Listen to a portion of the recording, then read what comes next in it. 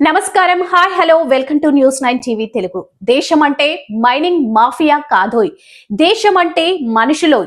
అవును, మహాకవి గురజాడ మాటలను నేటి కాలానికి అన్వయించుకుంటే అర్థమయ్యే చేదు నిజం ఇది.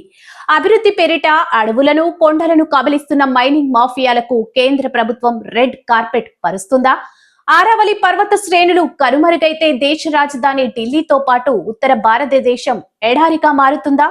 పర్వతాలకు కొత్త నిర్వచనాలు ఇస్తూ పర్యావరణాన్ని ఫనంగా పెడుతున్న పాలకుల తీరుపై ఇప్పుడు సర్వత్రా నిరసన వ్యక్తమవుతుంది.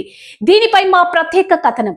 గత కొంతకాలంగా కేంద్ర ప్రభుత్వం అనుసరిస్తున్న విధానాలు పర్యావరణ ప్రేమికులను ఉలిక్కి పడేలా చేస్తున్నాయి. ముఖ్యంగా పెట్టుబడిదారులు, కార్పొరేట్ శక్తుల ప్రయోజనాల కోసం దేశ రక్షణ కవచంలో ఉన్న ఆరావళి పర్వతాలను మైనింగ్ మాఫియాకు అప్పగించే కుట్ర జరుగుతుందన్న విమర్శలు వెల్లువెత్తుతున్నాయి. ఆరావళి పర్వతాలపై ఖనిజ సంపద కోసం జరుగుతున్న జోరుగా తవ్వకాలు పర్యావరణాన్ని దారి తప్పిస్తున్నాయి. ప్రకృతి ఇచ్చిన సహజ సిద్ధమైన రక్షణ గోడలను కూల్చివేసి ధనవంతుల వ్యాపార సామ్రాజ్యాలను నిర్మించడం ముమ్మాటికి బాధ్యతారాహిత్యం. కేంద్ర పర్యావరణ మంత్రిత్వ శాఖ ఇటీవల పర్వతాలను ఇచ్చిన కొత్త నిర్వచనం వింటే ఎవరైనా ఆశ్చర్యపోవాల్సిందే.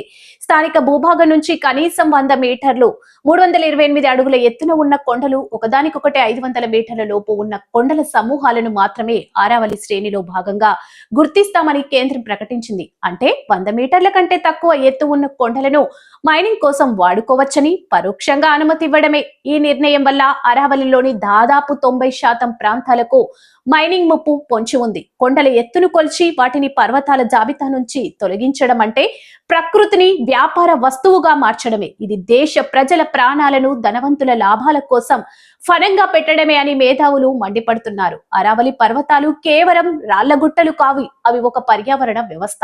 ఈ పర్వతాలు తొలగితే మనం ఎదుర్కోబోయే పరిణామాలు ఊహాతీతం. తార్ ఎడారి విస్తరణ, రాజస్థాన్ లోని తార్ ఎడారి గాలిని, ఇసుకను అడ్డుకునే సహజ గోడలు ఈ ఆరావళి కొండలు. ఇవి లేకపోతే ఎడారి వేగంగా ఢిల్లీ, హర్యానా వైపు విస్తరిస్తుంది. ఈ పర్వతాలు లేకపోతే శీతాకాలంలో వచ్చే అతి శీతల గాలులు నేరుగా మైదాన ప్రాంతాలను తాకుతాయి. దీనివల్ల దేశంలో వాతావరణ సమతుల్యత దెబ్బతింటుంది. ఆరావళి శ్రేణులు భూగర్భ జలాల పునరుద్ధరణకు ప్రధాన వనరులు. మైనింగ్ వల్ల భూమి పొరలు దెబ్బతిని నీటి మట్టం అడగంటిపోతుంది. ఇప్పటికే నీటి ఎద్దడి ఎదుర్కొంటున్న ప్రాంతాలు భవిష్యత్తులో చుక్క నీరు లేక విలవిలలాడుతాయి. గాలిలోని కాలుష్యాన్ని పీల్చుకునే అడవులు ఈ కొండల్లోనే ఉన్నాయి. ఇవి అంతరిస్తే ఊపిరి పీల్చుకోవడం కూడా గగనమైపోతుంది. దేశ ప్రజల ఆరోగ్యాల కంటే, పర్యావరణ హితం కంటే పెట్టుబడిదారుల దోపిడీయే ముఖ్యమని పాలన సాగించడం ప్రజాస్వామ్యానికే గొడ్డలి పెట్టు. కేంద్ర ప్రభుత్వం తక్షణమే మేల్కోవాలి. ఆరావళి ప్రాంతంలో మైనింగ్ ను వెంటనే నిషేధించాలి. ప్రకృతిని నాశనం చేసి సాధించే అభివృద్ధి ఎవరి కోసం? రేపటి తరం పిల్లలకు మనమిచ్చే ఆస్తి ఇసుక తిన్నలేనా? ఇలాంటి మరిన్ని ఆసక్తికరమైన వార్తల కోసం చూస్తూనే ఉండండి. ఇలాంటి లేటెస్ట్ అప్డేట్స్ కోసం మన ఛానల్ ని ఇప్పుడే సబ్స్క్రైబ్ చేసుకోండి. జై హింద్.